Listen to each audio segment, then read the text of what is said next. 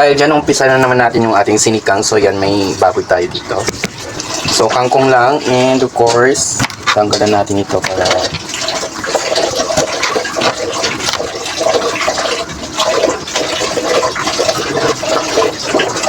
kangkong lang ang ating gulay, no?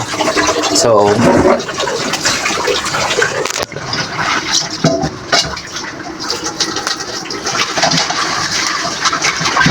yung mga part na hindi na daon lang yung ating kukunin kasi sayang.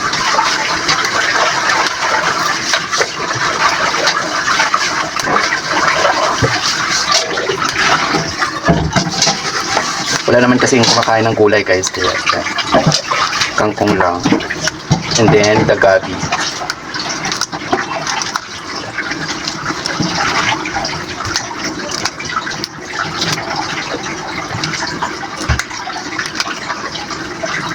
Sinugasan na ito, no?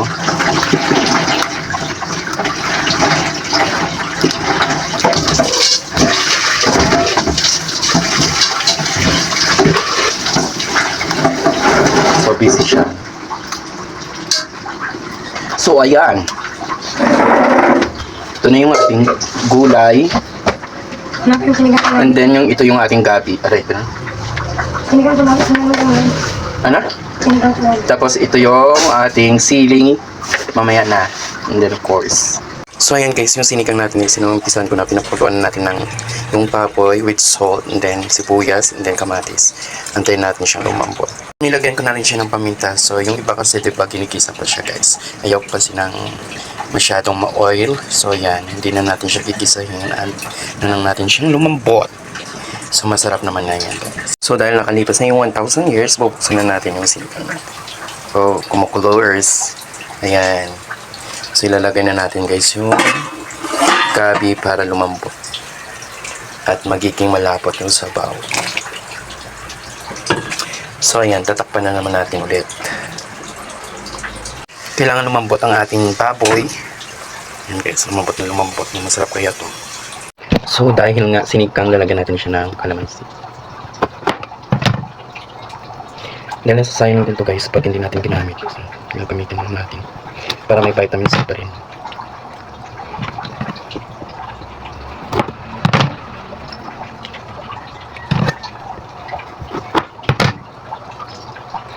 Para balance yung taba at saka vitamin C.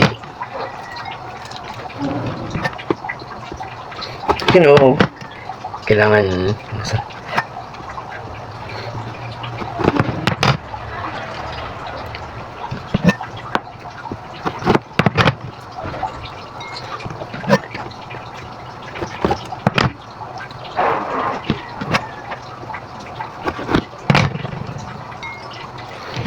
so ayan, finish.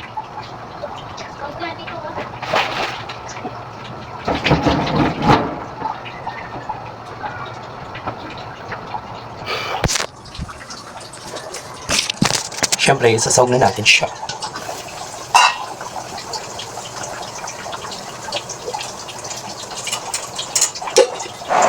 Kailangan natin strainer.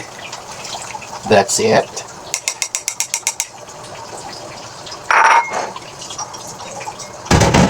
And then tatakpan. Hugas muna, no? Hugasan muna natin yung kalat natin.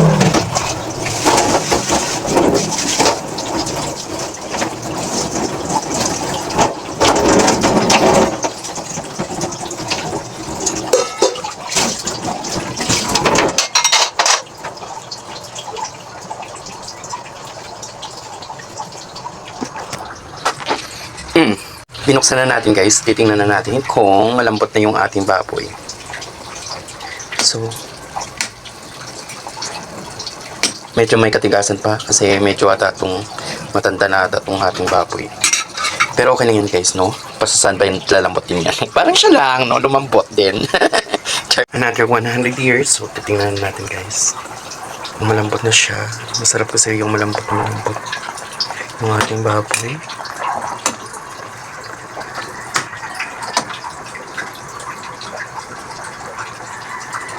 So, hindi pa siya masyado. Ayan muna natin siya, guys. Hindi pa siya ganun kalambot. Mahirap kasi, di ba? Mahirap kumain ng matigas. Mabubulunan tayo. Pero lalagyan na natin siya ng magic course. Para lumasa na yung baboy. Pero may panlasa na yung kanina guys. Kasi Ay, di ba kasi wala? Weh. so dahil dyan, tikman na natin ulit. Tawa nga eh. Wala nga, dami natin. Mayroon doon, malaki. Lasa na siya guys. Mamaya magpupunta mo ka. Kaso yung baboy is matigas pa, so ayan muna natin siya. Sawin natin yung sili. Takip ulit, no? Sasawagan na natin siya ng gabi. Sinigang sa gabi ito. Ayan. Dapat na yan, no?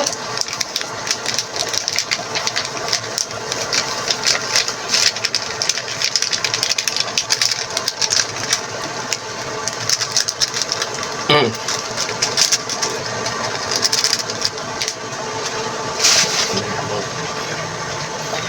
Nasa na natin.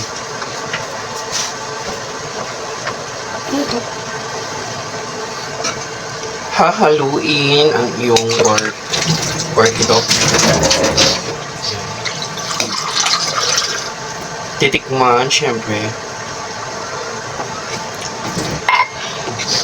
May mga slim. Sawag na Beng, natin. beng, beng. Umaya na. Para maluto na. Nagmamadali ka na, di ba?